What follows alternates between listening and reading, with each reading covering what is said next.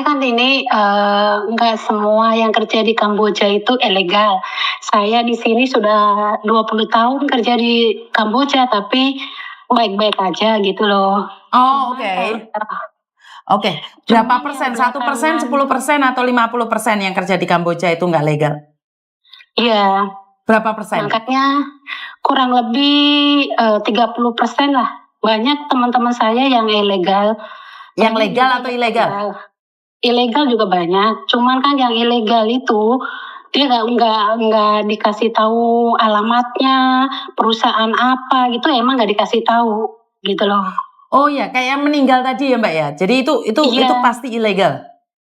pasti itu udah pasti. Saya dengar tadi katanya di daerah Popet. Iya, kalau di daerah Popet itu banyak di sana orang-orang Indonesia. Itu kalau boleh tahu nih Mbak, soalnya kan Samen sudah telepon saya. Samen di Iya. Kamboja itu kerja sebagai apa? Oh, saya kerja di salon. Di salon. Iya, Itu ngajar salon saya. rame atau seperti apa di situ? Di sini rame. Di Kayak di Jakarta, Kamboja tuh Surabaya, Malang? kayak Surabaya, saya belum pernah ke Surabaya ya. Kayak apa? Ramainya sih nggak segitu ramai di Indonesia ya, tapi dari saya datang sampai tahun ini gitu lebih ramai sekarang. Soalnya saya kesini tahun 2021. Oke, 2021 sudah ada di Itu sana. iya, Ha. itu udah masih biasa, masih kampung, masih gitu loh. Ya dulu saya kerja di Singapura, bos saya buka di sini gitu loh. Jadi saya dioper ke sini gitu. Oke, itu karena bosmu yang bawa. Tapi Iya. bagaimana dengan orang-orang yang lain? Yang orang lain-lain setahu saya kan pernah kumpul di warung, di restoran Indonesia yang di Phnom Penh. Terus kan itu ada anak-anak yang katanya scammer lah, inilah gitu tuh. Saya pernah ngobrol itu, ada yang lari, ada yang kabur, loncat dari tembok lantai berapa gitu. Itu ada banyak di sini emang gitu loh. Tapi ini masalah ini dari kalau nggak salah sebelum COVID itu udah mulai banyak masalah ini. Sebelum-sebelumnya nggak ada. Jadi saat COVID itu lebih banyak orang Indonesia datang ke Kamboja? Iya, banyak sekali. Terus banyak yang kaburan gitu juga banyak. Nah, kalau dikatakan oleh pemerintah, Kamboja lebih miskin dari Indonesia. Kenapa kalian lebih memilih kerja di Kamboja? Katanya sih lebih miskin, tapi rakyat-rakyatnya yang kaya, yang miskin gitu. Iya, dibandingkan dengan Indonesia kan lebih kaya Indonesia, Mbak. Karena Indonesia lebih luas. Indonesia, iya benar. Iya, berarti kan nggak salah dong ya apa yang dikatakan oleh pemerintah Indonesia yang mengatakan bahwa Kamboja itu lebih miskin. Kalau dipikir, kenapa kita harus ke Kamboja cari pekerjaan? Karena yang Samen bilang nih, 30% itu legal. Yang berarti kan yang 70% adalah ilegal. Benar nggak? Nah, itu kan sangat berbahaya sekali. Jadi kenapa pemerintah lebih banyak mengatakan bahwa bisa dikatakan ilegal, kan kecuali ada suratnya, ada permitnya semuanya, dan disetujui oleh pemerintah. Dan kebanyakan ke Kamboja itu tidak ada persetujuan dari pemerintah. Kayaknya sih nggak ada, Pak. Soalnya masuk pakai visa turis. Makanya kalau sampai nih, password, kita kan nggak tahu apa-apa ya, apes kan tidak ada dalam kalender. Kalaupun legal, untuk pemulangan mayatnya kan juga susah, benar nggak? Iya. Iya, kalau kita sehat terus nih 20 tahun, 30 tahun. Iya, benar.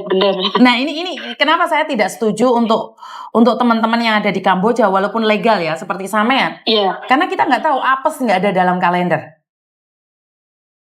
Iya, makanya disaranin ya kalau masuk ke negara mana diwajibkan kan lapor diri gitu loh. Betul. Jadi Samen melakukan lapor diri nggak sampai secara pribadi? Oke, bagus. Sudah, saya sudah bikin paspor di sini hampir 3 kali bikin paspor di Kamboja. Soalnya kan saya pulang tiap tahun lepas Lebaran. Oke. Jadi ya Jadi saya setiap udah habis gitu harus lapor diri. Saya nggak mau kemana-mana nggak lapor diri. Soalnya di negara orang itu nomor 1 keluarga kita ya KBRI itu. Betul, gitu betul, loh. betul, betul. Masalah gitu loh. Betul, betul. Selain teman kita nomor 1 itu KBRI. Soalnya kalau ada apa-apa KBRI yang tanggung jawab, yang bisa menghubungi keluarga kita gitu loh. Saya nanya nih, kalau sampean nih saya ada beberapa orang pingin ke Kamboja. Sampean menyarankan untuk tidak ke Kamboja atau sampean bilang ya udah nggak apa-apa ke Kamboja aja? Jangan. Kalau nggak resmi, kalau nggak kerjaan itu nggak tepat, nggak jelas, jangan. Lebih baik jangan. Soalnya sekarang prosedurnya juga udah susah, gitu loh. Terus tuh kalau ada yang ngeyel katanya itu bayar sekian langsung kerja, ya itu dijadikan scammer. Tapi ini enggak Mbak, ini enggak bayar. Dia ke Kamboja enggak bayar, dibiayai oleh perusahaannya dan katanya kerja di mana ya? Di restoran atau di hotel. Tapi tidak ada identitasnya. Saya dengar katanya di hotel. Betul. Nggak ada orang Indonesia kerja di hotel terkecuali GM itu ada. General Manager. Yes. Jadi tapi yang bawah-bawah jarang adanya. Yang saya ketemu di KBR itu ada yang chief itu pokoknya yang lebih tinggi lah, bukan yang biasa-biasa. Oke, soalnya saya melihat kondisi sebelum dia meninggal dunia dan meninggal dunia itu ada sesuatu yang aneh menurut penglihatan saya secara langsung ya.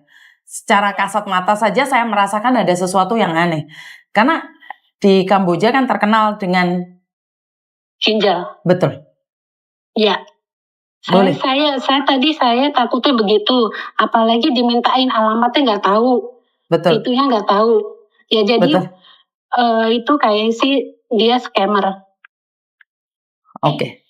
Jadi sampean sendiri tuh merasa bahwa itu juga scammer ya? Iya. Dan dia tidak bisa mendapatkan targetnya.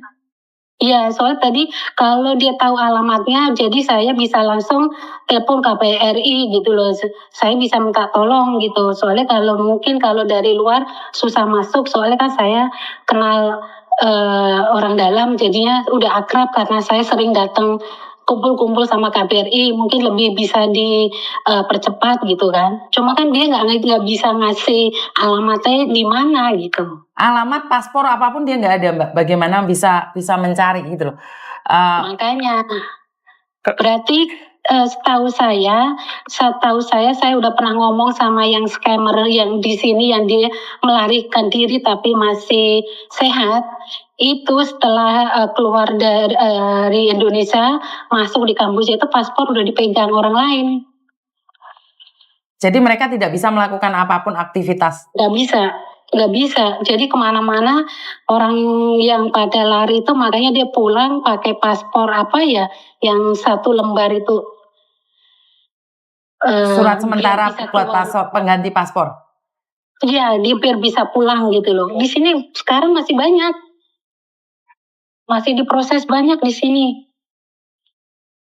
Bulan lalu saya bikin paspor, saya temu masih banyak sekali yang scammer gitu, yang udah ditangani sama KBRI.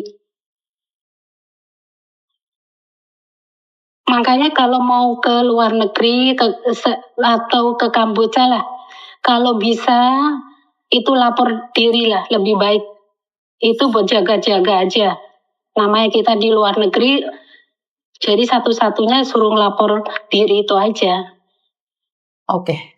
Jadi dilapor diri Peduli WNI itu ya Mbak ya? Iya benar. Oke, siap. Jadi ini kalau saya ada masalah di Kamboja, jenengan bisa deteksi kan posisimu ada di Kamboja? Boleh ya? Iya. Terima kasih sekali. Kecuali jangan lebaran saya libur. Oke, siap. Iya. Soalnya kalau ada apa-apa tentang Kamboja, ada alamat jelas, saya pun bisa nyari. Kalau itu ada alamatnya. Siap. Waduh, saya senang ini. Jenengan tadi lihat live saya ya? Saya tiap hari dengerin. Kalau saya lagi nggak sibuk, saya dengerin. Terima kasih sekali. Jadi saya lebih tahu tentang Kamboja. Jadi jika saya membutuhkan bantuan jenengan buat teman-teman yang di Kamboja, saya ucapkan banyak terima kasih karena kemarin